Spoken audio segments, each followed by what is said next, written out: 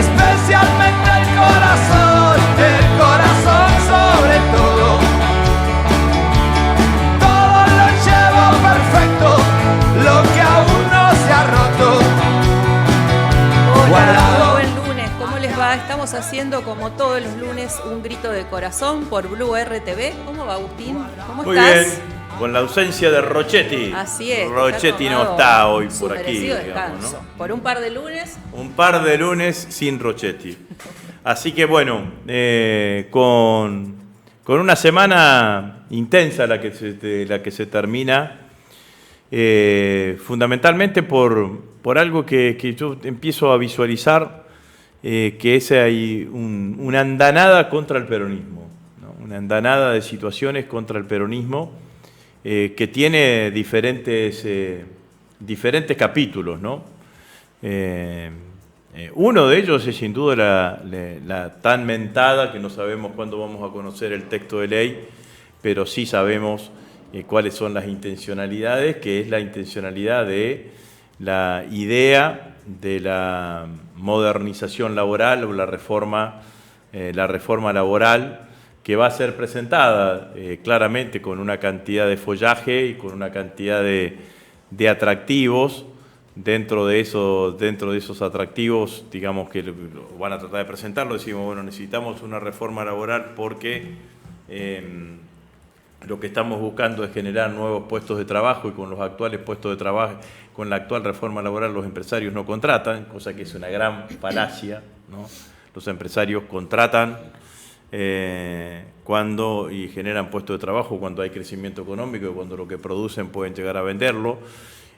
No parece ser este el caso de la reforma laboral. Cada vez que los liberales han insinuado o han intentado llevar adelante una reforma laboral, lo que han hecho es generar desprotección de los derechos laborales y maximizar la tasa de ganancia que tienen los sectores empresarios. Esto va a ser, yo decía el otro de la semana pasada, decía, la reforma laboral no es para facilitar la contratación de nuevos trabajadores, sino que fue para facilitar el despido de trabajadores. ¿Qué es lo que está pasando ahora? ¿Qué es lo que está pasando, efectivamente? ¿Qué es lo que está pasando? Que no se debe a una reforma laboral, sino a las políticas económicas que aplica a las el gobierno. políticas económicas, digamos, ¿no?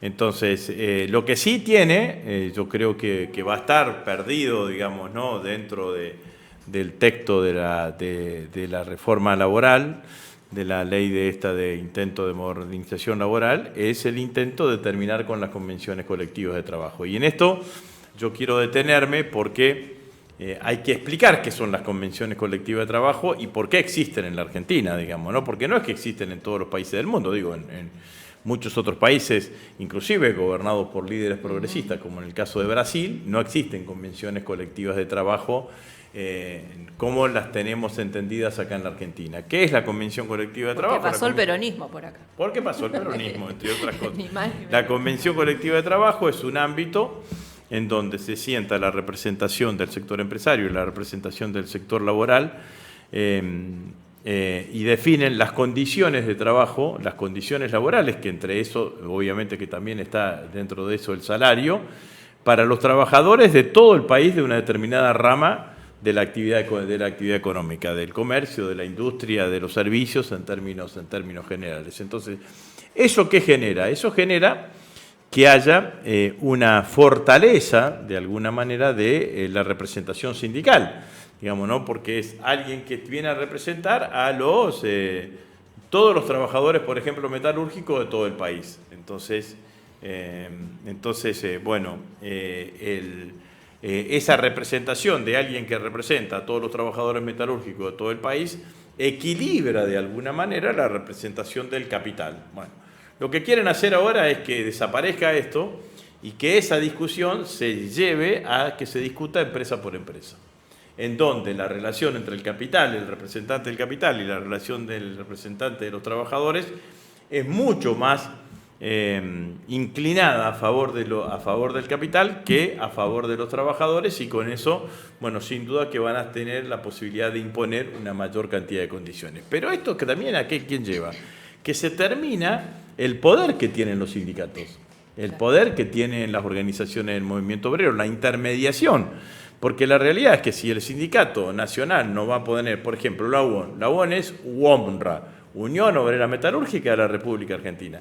Si el Sindicato Nacional no va a poder imponer, negociar las condiciones laborales de todo el país, bueno, van a aparecer la UON de cada una de las empresas, van a aparecer sindicatos en cada una de las empresas de las empresas de la Argentina, digamos, ¿no? Entonces, ese debilitamiento de la estructura sindical es un debilitamiento del peronismo, porque independientemente, como decía antes, que la estructura los trabajadores sindicalizados hoy son el 50% de la fuerza laboral en la Argentina, son el 50% y son un componente indispensable de lo que significa el peronismo. Yo creo que el principal objetivo, y que por eso están los sectores empresarios, el sector empresario está cabalgando, militando fuertemente esta reforma laboral, tiene que ver fundamentalmente con eso, digamos, ¿no? Ahí, Agustín, hablando de varios temas que tienen que ver con estas peleas que estamos dando acerca de la batalla cultural. Me parece que también lo que ellos están haciendo ahora es, que lo hacen desde ahora, lo hacen desde siempre, lo vivimos en los 90, es la estigmatización también de los sindicatos, de los gremios, y esta cuestión aspiracional de cierta clase media argentina de ser su propio patrono, su propio jefe. Bueno. ¿No? Ellos crearon también toda esa figura que le hace ver a una persona que tiene 20 años, que recién empieza a trabajar, o 30, que puede ser su propio jefe, que puede emprender sin ningún tipo de riesgo. Digamos, también hay una creación de todo eso que te aleja de esto que nosotros hablamos, que es la representación sindical, los convenios colectivos, de la representación. Bueno, todo eso que vos decís es exactamente así. Por eso yo creo que nosotros lo que nos tenemos que, para debatir esto, tenemos que alejarnos de la discusión de los nombres o de quiénes son los que están hoy al frente de los sindicatos, digamos, ¿no? Lo planteamos como una cuestión doctrinaria, una cuestión ideológica, cómo se conforma el conjunto de la sociedad o cómo se conforma lo que nosotros llamamos la comunidad organizada. Yo quiero con esto poner un punto y hacer otra descripción que la hemos hecho en muchas oportunidades acá, que es describir realmente contra qué nos enfrentamos. Porque si no, alguno se puede creer que nos estamos enfrentando contra Milei y su hermana solamente, y la realidad es que la coalición de poder, que hay que hablar de la coalición de poder que hoy gobierna la Argentina, es mucho más extensa que Milei, su hermana, Macri, el Colorado Santilli y todo lo que está allí dando vuelta, sino que es todo eso, que es la expresión política de la coalición de poder, el poder económico de la Argentina, que está militantemente apoyando al gobierno de Milei, entre otras cosas por esta mentada ley de reforma gremial, de modernización laboral, y obviamente es el anclaje internacional con los Estados Unidos y con el presidente Trump, con todo lo que esto significa, las recurrentes visitas del presidente Milei a los Estados Unidos. Ya debe haber pasado más tiempo en Estados Unidos que en la Argentina, digamos, en los últimos 2 años, en los 2 años de gestión que lleva. La visita número 14. Que lleva adelante. Bueno, visita número 14 del presidente, desde el presidente que más ha visitado los Estados Unidos, desde la recuperación de la democracia, y creo yo, desde la historia argentina, digamos, ¿no? Entonces me parece que ese es un elemento que hay que tener en cuenta, digamos. Una de las herramientas de destrucción del peronismo es debilitar uno de los componentes importantes que tiene el peronismo desde el punto de vista doctrinario, que es el movimiento obrero organizado y su representación, que son los sindicatos. Segundo punto, lo que pasó la semana pasada o antepasada, no me acuerdo bien, de la reunión con los gobernadores. En esa reunión con los gobernadores hubo 4 gobernadores que fueron explícitamente no invitados, no es que decidieron no ir, digamos, ¿no? Esos 4 gobernadores, 3 son peronistas y uno es un aliado del peronismo, Gustavo Melella, el gobernador de Tierra del Fuego. Después no estuvo invitado Axel Kicillof, no estuvo invitado el gitano Quintela y tampoco estuvo invitado Gildo Infran. Sí estuvieron invitados otros gobernadores del peronismo, digamos, ¿no? Jaldo, Jalil. Estuvo invitado también el gobernador de La Pampa y demás. ¿Esto qué significa? Esto hay, claramente que es un intento de fomentar la división entre los gobernadores del palo, por decirlo de alguna manera, pero también es como diciendo, bueno, la institucionalidad de la Argentina está en esta mesa. Lo que representa la institucionalidad de la Argentina, el presidente y los gobernadores de este país federal están en esta mesa. Los otros no están. Sobre los otros no existen, digamos, ¿no? Lo que se ilumina es esta mesa y el resto de la Argentina, el resto de la representación institucional de la Argentina no está, digamos, ¿no? Después voy a hablar también de este tema de la representación, porque también me parece que tiene que ver con el tema. Pero allí encontramos la segunda acción. Esta es la institucionalidad de la Argentina. En la institucionalidad de la Argentina hay un intento de división del peronismo. Y el tercer hecho, sin ninguna duda, es el reflotamiento de la causa Cuadernos, que es una causa que no tendría que tener un minuto en los tribunales por todas las irregularidades que se han sostenido y que se han llevado adelante, ¿no? ¿Qué es la causa Cuadernos? Digamos, ¿no? Hoy, esta semana, se ha conocido que hay un peritaje oficial de la Policía Federal Argentina, que dice que los cuadernos, que primero fueron fotocopias y que se habían incendiado, que después resurgieron como el ave fénix, digamos, ¿no?, del incendio, y aparecieron los originales, pero no los dos últimos, que son los que efectivamente hablan de los bolsos y pim pum pam, digamos, ¿no? Los cuadernos son cuadernos que tienen una cantidad de intervenciones, no solamente de una sola letra, ¿no? Aníbal Fernández, que tiene algunas cosas interesantes, decía de Centeno, habla como Monzón y escribe como García Márquez, digamos, ¿no? Entonces, Centeno, que es un sargento retirado, digamos, ¿no? Y el que le entregó los cuadernos al periodista de La Nación es de la policía, digamos, ¿no? Sí, también un ex miembro policial, o sea que todo tiene un tufillo de operación de inteligencia. Pero bueno, aparecieron los cuadernos, lo agarró Cabot del diario La Nación y aparece la denuncia. ¿Quién se hace cargo de la denuncia? No es que fue un sorteo. Se hicieron cargo Stornelli, un fiscal que nunca se acogió nunca estuvo conforme a derecho porque nunca fue a declarar al juzgado de Dolores cuando se investigó la causa de D'Alessio. D'Alessio todavía sigue estando preso en ese sentido, y el finado Bonadío, que claramente convirtieron en una asociación, eso sí que fue una asociación ilícita para perseguir a Cristina Fernández de Kirchner. El que tiene la cabeza jurídica ahí, a mi criterio, es Bonadío.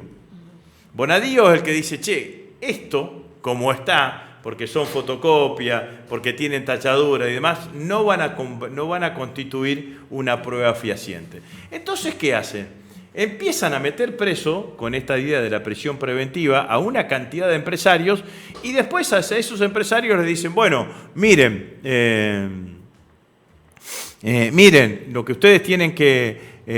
para irse en libertad tienen que convertirse en arrepentidos, y para convertirse en arrepentidos tienen que hacer una declaración que involucre a Cristina Fernández de Kirchner, y eso es lo que hoy tiene la justicia, porque en los cuadernos no aparece Cristina nombrada en ningún momento, dicho esto por el mismo Stornelli.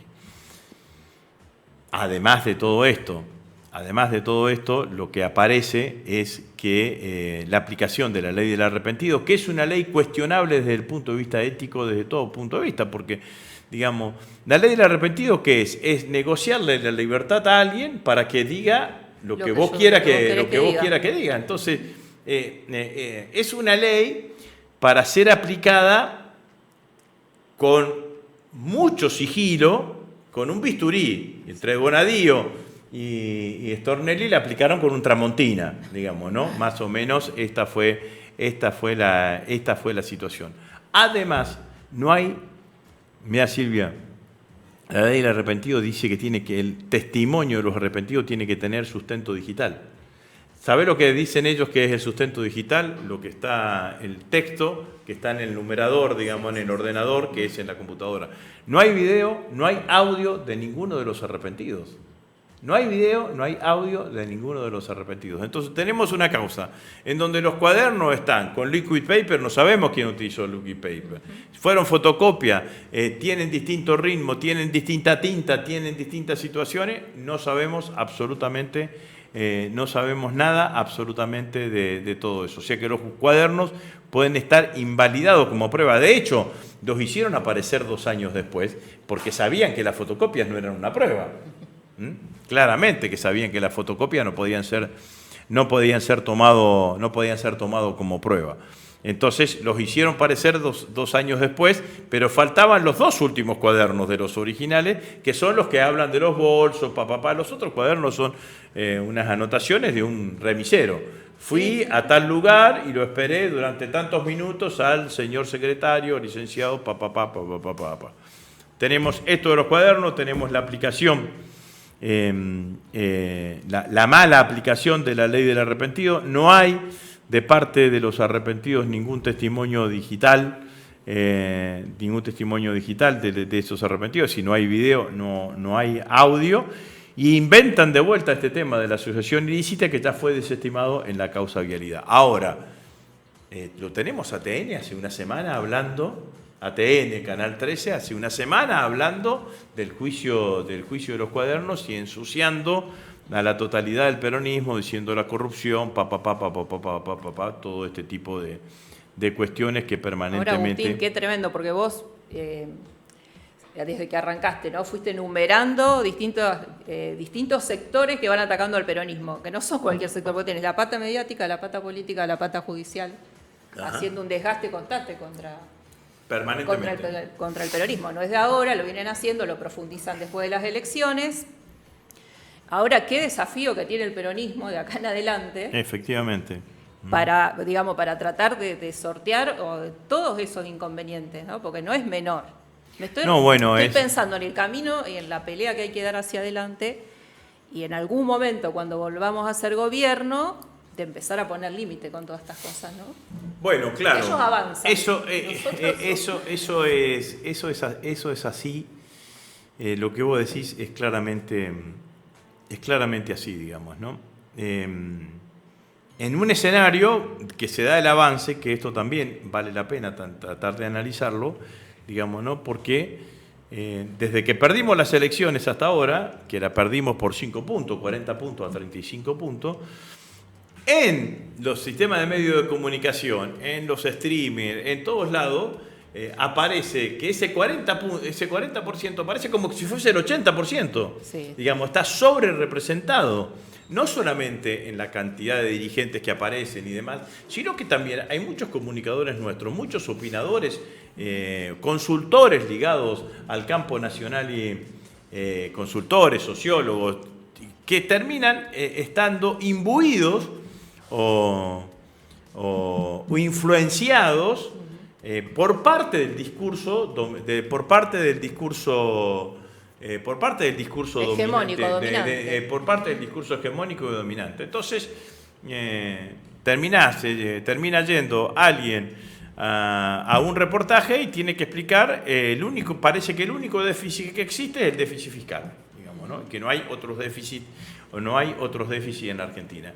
Entonces, también eso genera un estado de confusión en nuestra fuerza, porque es como que lo que tiene que hacer el peronismo es tratar de ver cómo hace para incorporar parte de ese discurso dominante o discurso hegemónico, cuando en realidad sacaste el 35% de los votos en las elecciones con un discurso antagónico a este.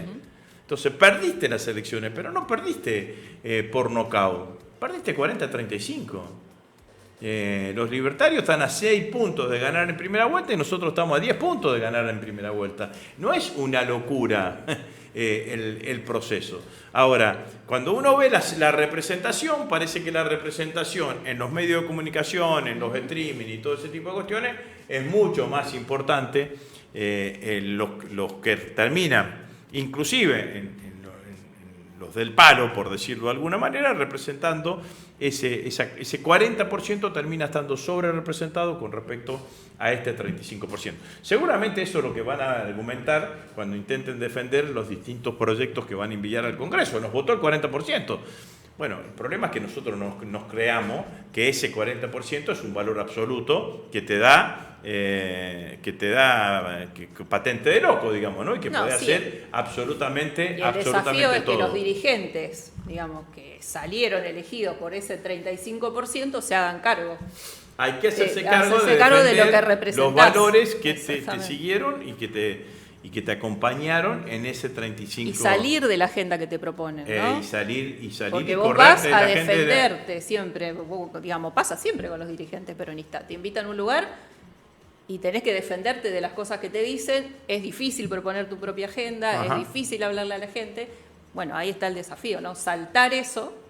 Que no es la primera vez que nos pasa, digamos. Que no es la primera vez que nos no pasa. es la primera vez que nos pasa, pero saltar eso que te proponen ellos y poder hablarle a la gente, poder hablarle no hablar al dirigente, a la gente que es la que vos tenés que representar. Me parece que ahí está el gran salto, el gran desafío que hay que dar. Bueno, pero por eso te digo, porque entonces en realidad, si de lo único que tenemos que hablar es del déficit fiscal, digamos, entonces es como que te dicen, ustedes no le dieron importancia al déficit fiscal. Y ahora a lo único que hay que darle importancia es al déficit fiscal. Bueno, suponete que concedes eso, decir, bueno, tendríamos que haberle prestado más atención al déficit fiscal. A lo único que le das importancia es al déficit fiscal y no le das importancia al resto de los déficits. Tenés déficit en salud pública, tenés déficit en educación pública, tenés déficit en obra pública, tenés déficit en todos los otros aspectos que hacen en la vida diaria y cotidiana de la Argentina. Entonces, ¿cómo es el debate político? ¿Cómo es el debate que se tiene que sostener y que se tiene que llevar adelante, digamos, ¿no? Porque lo que sí está claro en este país, que el modelo económico de Milei es un modelo económico basado en la desigualdad, que ellos la ven como virtuosa.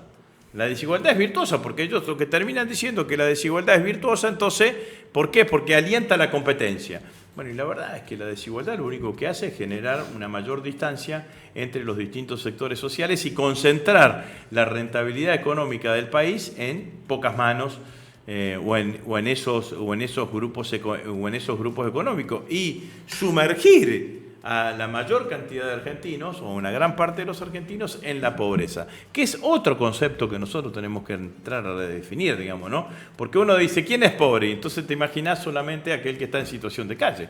Bueno, tiene pobreza el que está en situación de calle, que es una pobreza extrema, tiene pobreza el que no llega a fin de mes, tiene pobreza el jubilado que no puede comprar los medicamentos, o tiene que elegir entre comprar medicamentos y comprar alimentos. Tiene pobreza aquel que estaba acostumbrado a disfrutar de una cantidad de bienes culturales y no puede disfrutar de esos bienes culturales y no tiene posibilidad de acceder a esos bienes culturales. Entonces, claramente que eso es el sector social que el peronismo tiene que tratar de representar más que adecuadamente, porque me parece que allí está el camino que tenemos que sostener y que tenemos que llevar adelante. Sí, que el votante también, tratar de llegarle al votante. Acá leía algo que te lo mostraba antes, pero que es un informe de la Fundación Pensar, que no es peronista, digamos, ¿no?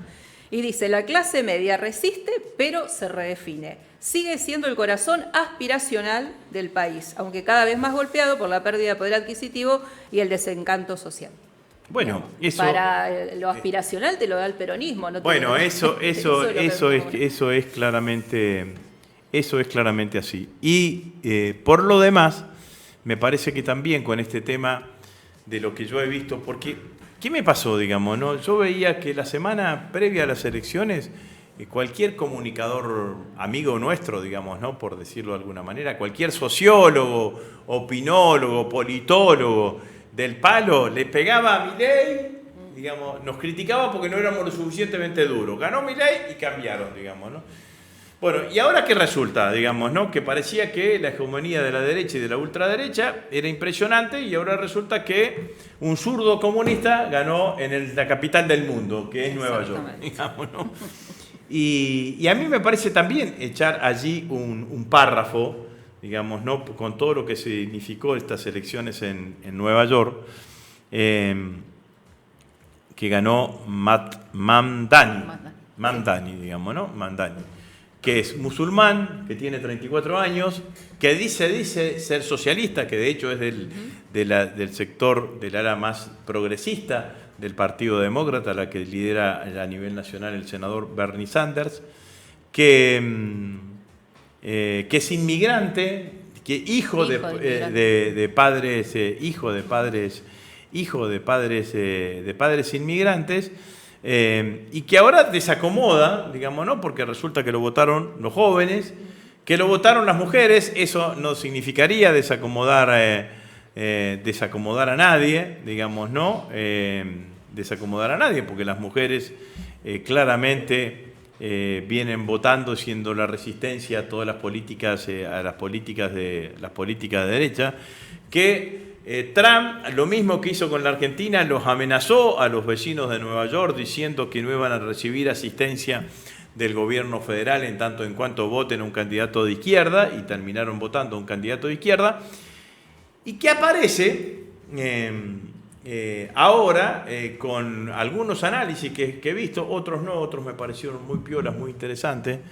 Uno de una antropóloga que dice, que me quedó grabado una de las frases, decía, hay que politizar la ternura. Hay que repolitizar los afectos. O hay que repolitizar los afectos, digamos, ¿no? Me parece que eso es interesante.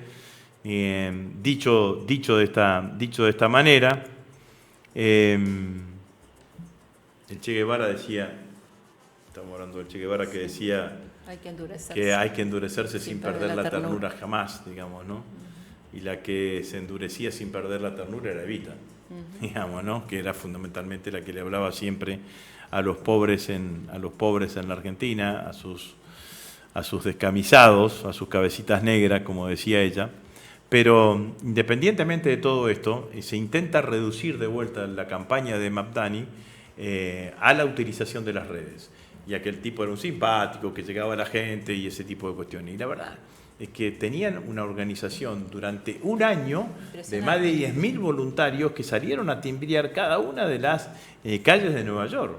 Y eso fue lo que generó un efecto absolutamente contrario. Entonces también hay una revalorización de la política y del contacto cuerpo a cuerpo que se pueda llevar y sostener y llevar adelante. Entonces me parece que tampoco hay que dejarse que caiga o valorizar adecuadamente todo lo que fue el proceso que llevó adelante propuestas concretas. Y además fue muy directo, propuesta concreta. Transporte gratis, gratuidad de las guarderías para los chicos, acceso a la vivienda. Bueno, entonces todas propuestas muy concretas y muy objetivas, y aumento de impuestos a los sectores más ricos, de Nueva York, que son un porcentaje importante en la ciudad de Nueva York. Bueno, en eso estamos. Ya lo tenemos a Germán Martínez, que va a estar con nosotros, nuestro presidente de bloque en la Cámara de Diputados. Vamos a hablar del presupuesto. Antes vamos a saludar a nuestros oyentes que están a full hoy, están a full.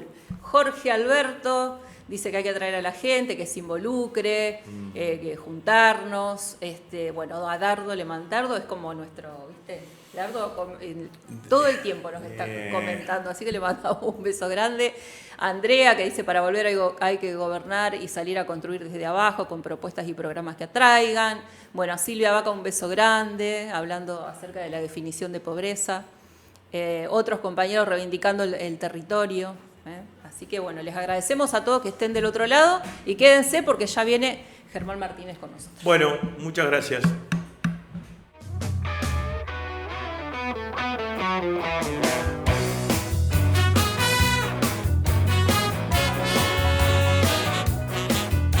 Ya va a amanecer y escucho rock and roll en la radio. Apago el motor para escucharlo mejor. Mi articulación se presta para el movimiento. Mi mano en tu cintura empieza a sentir su sudor.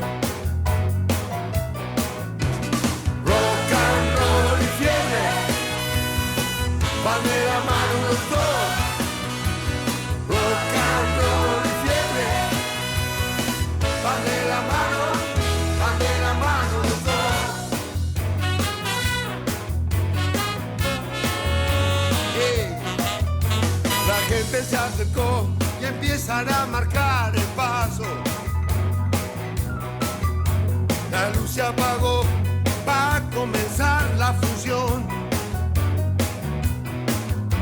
Me marca el reloj que sube la temperatura.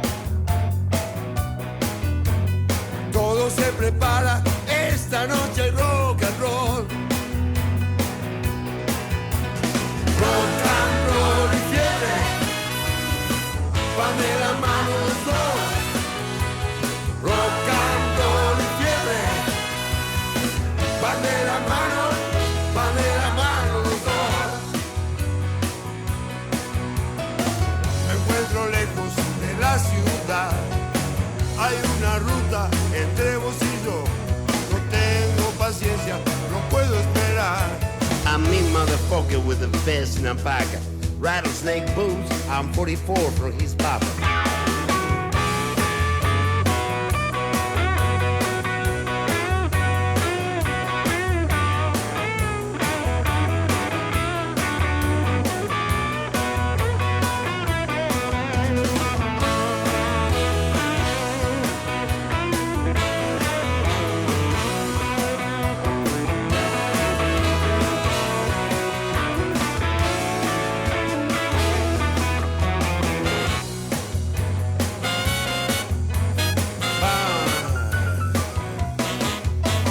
Va a amanecer y escucho rock and roll en la radio.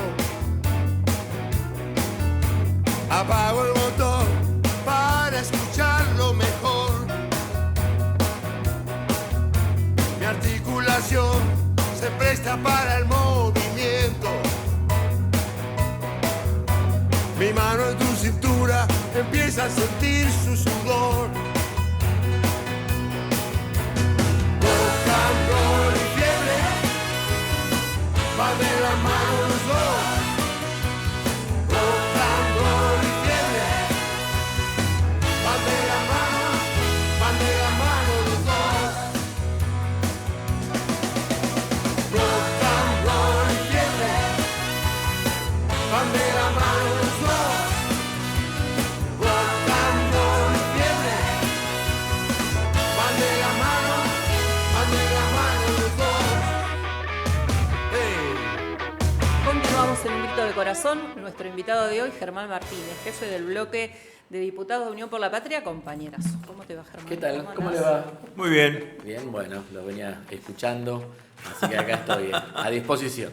Bueno, te invitamos porque uno de los temas preponderantes en la Cámara de Diputados por estos días es el presupuesto, nada más y nada menos. Bueno, ya se empezaron a reunir, están hablando sobre el tema y queríamos ver qué nos podés contar, cómo viene esa discusión adentro de la Cámara. Bueno, en primer lugar es una discusión importante, trascendente, ¿no? Nosotros tenemos una ley, la Argentina tiene una ley que se llama la Ley de Administración Financiera, que dice que todos los 15 de septiembre hay que presentar un proyecto de presupuesto. Lo tiene que enviar el Poder Ejecutivo para que lo trate el Congreso. Es una de las atribuciones que tiene el artículo 75 de nuestra Constitución, que habla de las atribuciones del Poder Legislativo, y no puede ingresar por cualquier Cámara, tiene que ingresar sí o sí por la Comisión de Presupuesto de la Cámara de Diputados. Por lo tanto, es una discusión siempre importante. Agregale otro elemento más. Hoy estamos trabajando en términos de finanzas públicas con el presupuesto del 2023, o sea, el último año de Massa, ministro de Economía, con dos actualizaciones por decreto, tanto en la del 2024, primer año de gobierno de Milei, 2025, segundo gobierno de Milei. Por lo tanto, hay una expectativa especial para ver si este año puede haber efectivamente una ley de presupuesto para el 2026. El gobierno presentó su proyecto de presupuesto el 15 de septiembre, empezamos a trabajarlo en las comisiones y antes de que sean las elecciones nosotros hicimos lo que veníamos haciendo habitualmente, emplazar a la Comisión de Presupuestos para que el 4 de noviembre se dictamine, cosa que hicimos la semana pasada.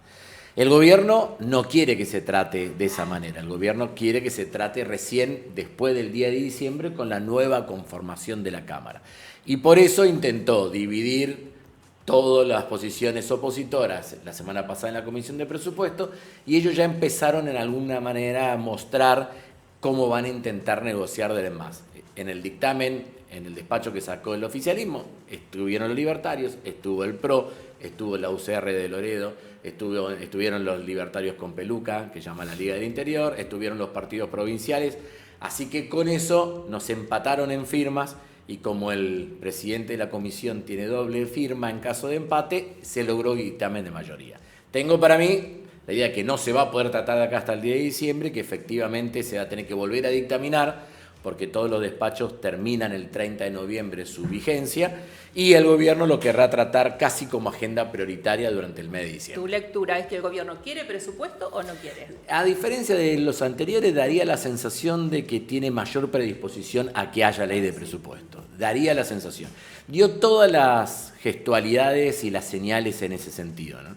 Fue mucho más abierto que el año pasado. Está bien que le agarró el quilombo de Esper en el medio, pero en la comisión de presupuesto Benegal Lynch intentó aparecer más democrático en el debate del presupuesto.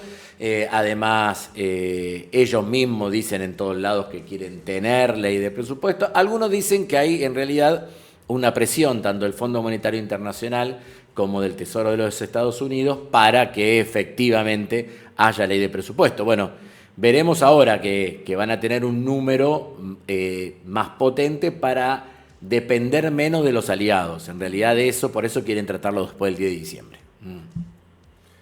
Bueno, y... ¿Te parece que repasemos algunas cosas? Sí, sobre todo las cosas, empecemos por las cosas que faltan, digamos, ¿no? Todas. Todas las cosas que faltan. Quiero porque, decir que ahora tengo 2 diputados. Bueno, fíjate. Diputado electo todavía. Bueno, ya está. Sí, pero Germán, las cosas que faltan de financiamiento fundamentalmente. Sí. Por ejemplo, yo veía apenas se presentó el presupuesto que vos habías emitido un tuit o algo en las redes diciendo que faltaba el artículo específico que le generaba el 0,8% de los ingresos para el FONDEF, por ejemplo. No, bueno, es peor todavía, Agustín, porque el texto del Poder Ejecutivo quiere eliminar directamente, una serie de artículos de leyes muy importantes. Quiere eliminar el artículo 9 de la Ley de Financiamiento Educativo, de la cual vos fuiste parte de ese debate, que es la que habla del famoso 6% del Producto Bruto Interno destinado a educación. TRAC, lo quiere correr. Después quiere... Nosotros era de educación, ciencia y tecnología. Claro. Después se separó ciencias. Ahora te quiero hablar de ciencia y tecnología. En segundo lugar, quiere eliminar el fondo para las escuelas técnicas. Equipamiento de las escuelas técnicas. El Fondo Nacional de Educación Tecnológica, que se compone con el 0,2% de los recursos corrientes del Estado Nacional. Lo quiere eliminar, derogar directamente. ¿Qué proponen reemplazo? No, nada, olvídate, nada. Cualquier asignación específica para tener mayor discrecionalidad en cuanto a lo que significa la distribución de los recursos. Tercer elemento, quiere eliminar, esta es una ley más reciente, que es la Ley de Financiamiento de la Ciencia y la Tecnología, que nosotros hicimos un caminito para llegar hasta el 1% del producto en el año 2030. Este año que viene nos tocaría un 0,52% del producto destinado a ciencia y tecnología. También lo quieren eliminar. Y el cuarto elemento que vos planteás es el Fondo para la Defensa, que se tiene que construir ya después de un camino progresivo, tiene que ser equivalente al 0,8% de los recursos corrientes del Estado Nacional, también lo quieren eliminar. Por lo tanto... digamos, lo eliminan, no lo suspenden, lo eliminan. Derogar. El año pasado, cuando mandaron la ley de presupuesto para el año 2025, proponían suspenderlo por un año. Este año directamente lo que quieren es derogarlo. Y eso... Listo, chao, se te fue todo eso. Por lo tanto, digo, si uno le pone una mirada de la provincia de Santa Fe, ¿por qué es malo este presupuesto? Mira, primero entonces, repasemos. Porque desarma cualquier tipo de compromiso del gobierno nacional y del Estado Nacional en el financiamiento de la educación. Chau, compromiso nacional para el sistema educativo. Que ya había empezado con la derogación del Fondo Nacional de Incentivo Docente. Exacto, que nosotros en nuestra propuesta de dictamen proponemos recuperar el incentivo docente. Eliminan entonces el Fondo para las Escuelas Técnicas. Todos los alumnos de escuelas técnicas de la provincia de Santa Fe, de la ciudad de Rosario, que hay un montón, se van a quedar sin financiamiento para eso. Nota al pie, hoy lo están subejecutando a menos de un tercio de lo que existe en todo eso. Quieren terminar con la inversión en ciencia y tecnología. Para nosotros es clave, no solamente para el CONICET, sino para todos los institutos que dependen un pedacito de CONICET y un pedacito de la universidad, tanto de Rosario como de Rafaela como el Litoral. No contempla ninguna mejora para los jubilados a los jubilados nacionales, a los que dependen de ANSES. Ellos salieron a decir que mejoraba en eso, no mejoran absolutamente nada. Nosotros en nuestro dictamen propusimos, acordate que hay un 7,2% que nunca le dieron a los jubilados al arranque del gobierno de Milei, más la actualización del bono. No garantiza el financiamiento para las cajas de jubilaciones que nos fueron transferidas a la nación, ¿no? Hay 13 Así cajas que eso, de jubilaciones provinciales. eso presupondría que los diputados que le responden a Puyaro votarían con nosotros en negativa. No estaría tan convencido de que eso suceda. Pero lo cierto es que es importante todo eso. Para que te hagas idea, este año el gobierno nacional transfirió a las 13 cajas de jubilaciones no transferidas a la nación 170.000 millones de pesos. Nosotros en nuestro dictamen estamos proponiendo 6 veces eso, 950.000 millones de pesos, que es el cálculo de los gobernadores respecto al déficit que hay allí. No hay nada vinculado a la obra pública. Último presupuesto del gobierno del Frente de Todos. Nosotros en ese momento teníamos el 8% del presupuesto destinado a gasto de capital, a inversión en obra pública. Ahora en este presupuesto es el 2,3%. No existe la obra pública a nivel nacional. Se sigue desfinanciando a las universidades. Ellos quieren 4,8 billones de pesos para las universidades públicas, nosotros estamos proponiendo 7,3, que es lo que estipulan los rectores que se congregan en el Consejo Interuniversitario Nacional. Perdemos el beneficio de la zona fría para los usuarios de gas, algo relativamente nuevo. Estamos hablando de más de 200.000 usuarios en la provincia de Santa Fe. Santa Fe, en la zona sur de la provincia. 76 localidades, más de 200.000 usuarios, lo cual es casi 1 millón de personas, 1 millón de santafesinos que reciben ese subsidio de la zona fría y que propone eliminarlo. Incumple con la ley de emergencia en discapacidad, porque la ley la sigue sin financiar, y algo no menor, que quiere quitarle toda movilidad automática a las asignaciones familiares, no solamente a la asignación universal por hijo, sino a todo el sistema de asignaciones familiares que cobran los trabajadores en relación de dependencia. A nivel nacional son 9,4 millones de argentinos que ya no van a tener, si prospera el presupuesto del gobierno, una metodología automática de movilidad de los valores de las asignaciones familiares. Había un viejo programa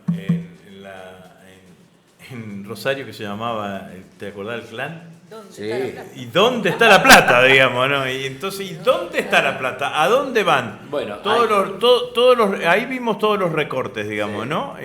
¿Dónde van los recursos? ¿A dónde están asignados los recursos del presupuesto? Bueno, el año que viene es un año de fuertes compromisos de deuda de la República Argentina. Ahí hay un tema importante. Vos te acordarás que al arranque del gobierno de Kirchner, que Kirchner decía, cuando yo llegué al gobierno, se destinaba el 2% del PBI a educación y el 6% del PBI al pago de deuda. Sí. Y cuando yo me fui del gobierno, decía Kirchner, nosotros destinábamos el 6% del PBI a educación y el 2% al pago de deuda. Bueno, esta historia lamentablemente parece volver a repetirse en sentido inverso. Vamos camino a que cada vez una mayor cantidad de recursos se destinen al pago de deuda, lo cual ese es un problema. Y además está todo achicado, viste que muchas veces hay una discusión y cuando sale el presupuesto... ¿Qué porcentaje 6 por 6, mayor cantidad? No, en este no recuerdo el porcentaje, pero vamos camino hacia eso, sí. Y te diría que debe ser más, porque en aquel momento, si vos no te acordás, estábamos hablando de que, por ejemplo, el Fondo Monetario Internacional, bajo todo concepto, le debíamos 10.000 millones de dólares. Hoy estamos en los 44 más los 12 más los 2, estamos arriba de los 56.000, 58.000 millones de dólares solo con el Fondo Monetario Internacional. Entonces a mí me parece que es una continuidad de este presupuesto de la metodología del ajuste. Ellos lo disfrazan con esta idea del déficit cero o del equilibrio fiscal, que es una trampa realmente. Y además tiene algunas cosas que son raras. Por ejemplo, es un presupuesto que te anticipa que va a haber más importaciones que exportaciones. Es realmente raro. O Sí, sea, es un vamos a tener... presupuesto que tiene déficit comercial. Déficit comercial, exactamente. Entonces, nosotros muchas veces preguntamos en la comisión, ¿y los dólares de dónde van a salir? Los dólares que necesita la economía, o para cumplir con el frente de la deuda, o para alimentar o para Toda pagar la las apuesta importaciones. a o para... la baja del riesgo país y volver a los mercados internacionales. Apuestan exactamente a eso, que es el discurso que ellos tienen. A mí me parece que es un presupuesto que todos aquellos que tienen esa predisposición natural a inclinarse al Poder Ejecutivo una vez que ganan las elecciones, como está pasando ahora, lo deberían mirar muy a fondo. ¿Qué hicimos nosotros? Hicimos un dictamen donde le dice, señores del Poder Ejecutivo, este es el presupuesto, toma, te lo devuelvo. Y volvémelo a mandar con todos estos temas solucionados. Que fue un buen formato que encontramos nosotros para advertir sobre los temas que están sin solución en este proyecto de presupuesto para el 2026. Va a ser una forma también de reafirmar su forma coercitiva de gobernar. ¿Entendés? Porque se va a tener que sentar cada gobernador, no sé, los rectores por regiones, a tratar de conseguir esos recursos. En los Va a primeros ser 4 así. años o 5 años del gobierno de Alfonsín, no me acuerdo cuándo, los primeros años no había ley de coparticipación. Claro, hasta el 88. Hasta el 88. Entonces el gobernador tenía que ir a negociar con el secretario de Hacienda, que era Mario Broderson. Digamos, Bernet siempre se acordaba de eso, digamos, ¿no? Entonces, todos los meses te daban ellos la plata que vos querías, así que era imposible tener planificación en las provincias. Por lo que vos contás de este presupuesto que están diseñando, no hay previsto ningún aumento de recursos, de derivación de recursos hacia las provincias, con lo cual van a tener extorsionados los gobernadores que cada vez que necesiten algo van a tener que ir a pedir y van a tener que poner con algo, digamos, alguna cuestión de esa característica. Te quiero decir algo que me han contado algunos de los gobernadores que estuvieron presentes en la reunión con el presidente de la Nación, donde le dijo el compromiso con el equilibrio fiscal no se toca, le dijo el presidente de la Nación, y ustedes se van a beneficiar del crecimiento de la economía. Dicho de otra manera, si hay más recursos, porque la economía crezca, ustedes van a tener más plata. Porque vamos a recaudar más. Porque vamos a recaudar más por el va a de la aumentar la economía. coparticipación. Pero no hay ningún tipo de incrementos adicionales. Nosotros en nuestra propuesta insistimos en 2 temas importantes. Hay una cantidad de plata de aporte del Tesoro Nacional, ATN, que no han sido distribuidos en las provincias y que nosotros lo queremos distribuir por el coeficiente de coparticipación que tiene cada provincia, en nuestro caso casi un 8% en la provincia de Santa Fe. Y al mismo tiempo lo que queremos es darle un nuevo formato al impuesto a los combustibles líquidos, que es un impuesto que fue pensado para que lo recaude la Nación y lo gaste en infraestructura federal. ¿Qué hace la Nación? Lo recauda y no lo gasta. Entonces nosotros lo que queremos es modificar eso. De hecho ya, acordate que hubo una ley aprobada y vetada por el Poder Ejecutivo. Vetada y rechazada. No, esa no. Esa perdí. Esa fue la que levantaron los diputados. Exactamente. Pero digo, ese es un tema importante. El tema de las provincias, era vos que preguntabas, todo ese punteo que hice, excepto lo de las cajas de jubilación en las provincias, que son solamente 13 provincias, Sí. solamente, la mitad del país. ¿No? Sí. 13 provincias las que tienen cajas de jubilación no transferidas a la Nación. Entre ellas Buenos Aires, Santa Fe y Córdoba. Claro, todos estos puntos que yo te estoy marcando, todos estos puntos a todas las provincias le afectan de la misma manera. Entonces, por lo tanto, yo creo que cuando se habla también muchas veces de federalismo, también hay que pensar en estas cosas. A veces pensamos en un federalismo medio abstracto y tenemos que pensar en los argentinos y las argentinas que viven en Santa Fe, que viven en Córdoba, que viven en Buenos Aires, que viven en Entre Ríos y que viven en cada una de las provincias argentinas, ¿no? Y ahora es difícil con la actitud de algunos gobernadores, ¿no? Como por ejemplo el de la provincia de Santa Fe. Bueno, hay que ver Yo le digo cuál Tero, es. porque él cacarea en un lado y pone los huevos en el otro. Hay que ver cuál es la postura que termina teniendo. Yo lo vi, bueno, en la etapa de hoy del diario La Capital, nuevamente insistiendo con los derechos de exportaciones, pero eso es solamente para que congraciarse con un sector económico. Con el sector económico, porque no significa Exactamente, que no. si eliminan los derechos de exportación va a tener más recursos el Estado provincial. No. Al contrario, digamos, no va a tener... bueno, lo de los gobernadores es extraño, digamos, ¿no? También es extraño esta cosa de dejar afuera 4 gobernadores, digamos, ¿no? Más que extraño, es imposible de pensar. Porque no es que no fueron, no los invitaron. No lo invitaron y cuando la semana pasada yo lo mencioné en la Comisión de Presupuesto, en términos de población, son el 40% de la Sí, población de la Argentina. Sí, sí, Entonces claro. dejaste afuera de una reunión, entre comillas, institucional, a los representantes y a los que gobiernan el 40% de la vida de los argentinos y las argentinas, ¿no?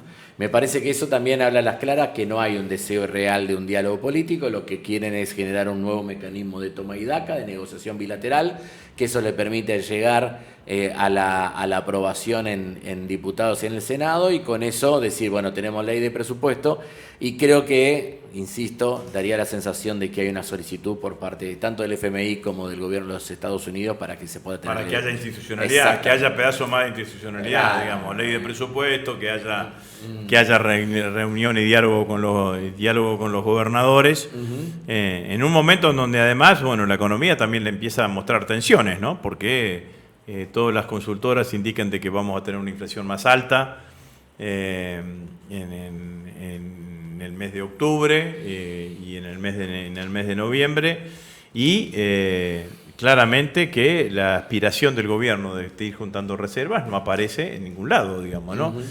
Aparece verbalizada, ¿no? Tampoco sabemos los últimos 800 millones que tendrían que haber pagado, 800 y pico de millones, Sí. que era este lunes al fondo, tampoco sabemos de dónde salieron, si salieron de las reservas o del Tesoro, o salieron efectivamente del swap, o si están ejecutando el swap con ese tipo de cuestiones. Como tampoco sabemos dónde está el oro, porque nunca respondieron a las requisitorias del bloque nuestro, ni del sindicato del secretario general de la Asociación Bancaria y demás, ¿no? Bueno, a vos te tocó atravesar cuando eras presidente del bloque momentos difíciles respecto a las críticas que recibíamos en relación a la autonomía del Banco Central, ¿no? Sí, sí. Y ahora el Banco Central está claro, está sentado en la la reunión de gabinete y está sentado prácticamente en la mesa política, ¿no? Y te agrego algo más, lo que atenta principalmente contra la autonomía del Banco Central ahora es el absoluto oscurantismo que hay en todo. Inclusive hasta hay una demora en la intervención diaria sobre el mercado único de cambios, hay una demora que uno no ve en lo cotidiano cuántos dólares se gastaron en una determinada maniobra financiera. Entonces está todo armado para que cada vez uno tenga menor capacidad de control de lo que está pasando, en este caso en las finanzas, ¿no? Me parece que por ahí también va la cosa, ¿no? Cuando nosotros insistíamos tanto en que esté el presidente del Banco Central en la Comisión de Presupuesto, que venga el ministro de Economía, era para tener esta información, cosa que en ninguno de los dos casos vinieron. Germán, ¿y cómo es tu valoración? Diciembre, presupuesto, van a mandar las leyes... las dos leyes que han anunciado, digamos, reforma laboral y reforma penal. Al menos lo que se comenta es que la prioridad de diciembre es la aprobación del presupuesto. Eso no quita que o en noviembre o en diciembre vayan entrando... Tienen que rearmar el despacho. Sí, tienen que volver a armar la comisión de Pero presupuesto. no tienen que volver a hacer todo, que llevar a los funcionarios. No se ha hecho nunca. Nadie creo que en ningún momento el gobierno va a querer volver a reiterar todo eso. Me imagino un trámite express en las comisiones. Y inmediatamente que tengan el despacho. Y lo más cerca posible llevarlo al recinto, exactamente. Sí, más allá de que la prioridad en el mes de diciembre de la ley de presupuesto, creo que o en la segunda mitad de noviembre o en diciembre ya van a empezar a ingresar o los proyectos de reforma laboral, reforma tributaria y reforma al Código Penal, principalmente para el debate público, ¿no? Para que al menos van a intentar que haya una... Tanto reforma penal como reforma laboral pueden ingresar por diputados o por senadores. Sí, salvo tributaria, que obligatoriamente tiene que ingresar por diputados. Pero al menos la información provisional que tenemos es que ingresaría todo por la Cámara de Diputados. Ingresaría todo por Me la Cámara de parece que es Diputados. donde ellos en este momento están sintiendo que pueden tener un poquito más de fortaleza y que le exige menos negociación con otros. Por el momento. Germán, ¿hay alguna posibilidad con el tema de la reforma laboral de generar encuentros o instancias de discusión, de debate, de participación de ciertos sectores? Porque me parece interesante que se exponga para que la sociedad lo conozca, ¿no? Tenemos un problema con la reforma laboral en que en realidad estamos hablando todos sin que haya un proyecto y eso no termina de ser nunca bueno. Porque es como que te tienen entretenidos con algunas cosas muy groseras y después te meten un montón de cosas menos groseras, pero que tienen igual o más impacto en la vida cotidiana de la vida laboral, ¿no? De todas maneras, nosotros la semana pasada tuvimos una reunión de bloque al menos yo salí muy contento de esa reunión, porque nunca son fáciles las reuniones de bloque, más después de un resultado electoral, y tuvimos una muy buena reunión de trabajo entre nosotros y quedamos que queríamos tener y queremos tener una propuesta para la reforma laboral, que queremos tener una propuesta en temas de ingresos tributarios y queremos tener una propuesta en materia de modificación del Código Penal, que nos exprese políticamente a nosotros y que nos permita tener una posición distinta, alternativa a la que te plantea el gobierno.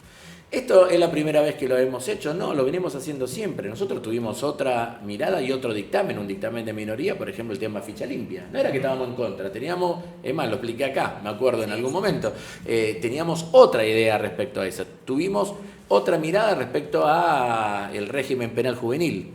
No era solamente, digo, porque hoy escucho mucho eso, hay que salir del rechazo. Hace 1 año y medio que salimos del rechazo nosotros, digamos, y que sobre cada una de las propuestas del gobierno nosotros tenemos críticas y una propuesta alternativa. Sí, guarda que cuando te dicen hay que salir del rechazo porque quieren es que quieren una acordar, parte, es que digamos, no, claro, no, digamos, no, ¿no? bueno, Entonces, pero también eso... Lo que no tenemos que perder... Bueno, pero ahora ganó Mabdani, digamos, ¿no? Entonces todos los que estaban en la derecha ahora empiezan a decir, mirá Mabdani y un musulmán gobernando Nueva York. Cuando nos digan, viste que nos dicen, ¿por qué no se van a Cuba? Ahora nos van a decir, ¿por qué no vamos a llevar a Nueva York, digamos, ¿no?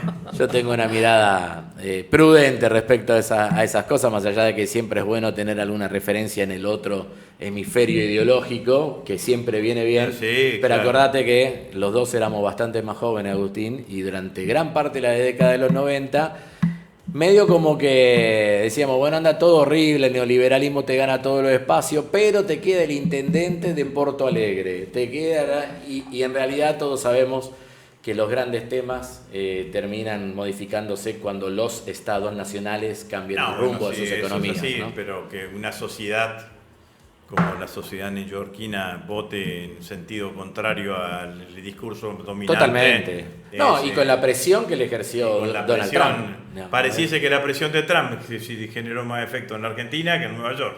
Digamos, ¿no? Sí, en algún lugar es... muy probablemente algo de ello haya habido. En algún lugar es así. Bueno, grito de corazón de Germán Martínez. Ahora, esto siempre me cuesta. A mí esto y lo... Pero si y no lo- te y lo porque ping-pong. nada, si viva Perón, carajo, y listo. Digamos. A no aflojar con la unidad, aunque cueste, pero es más que nunca necesaria. Yo voy a decir la frase, vamos a repolitizar los afectos. Bueno, muy bueno, digamos, ¿no? A mi criterio hay que fortalecer la resistencia al discurso hegemónico que hoy existe en la Argentina. Bueno, así Ahí cerramos. tengo lindo libro si estás en esa línea para recomendar. Ahora yo también te voy a recomendar. El poder de los afectos en la política de Chantal Mouffe. Es un muy buen Ah, libro. yo tengo otra autora. Bueno, estamos en sintonía. Así que bueno, le agradecemos a todos los oyentes. Hay muchos saludos también para Germán, para todos los que hicimos el programa hoy y nos encontramos de nuevo el lunes. El lunes acá en Un Grito de Corazón. Bueno, muy bien. Chau, chau. Chao, hasta luego. Cuadrado, aquí adentro.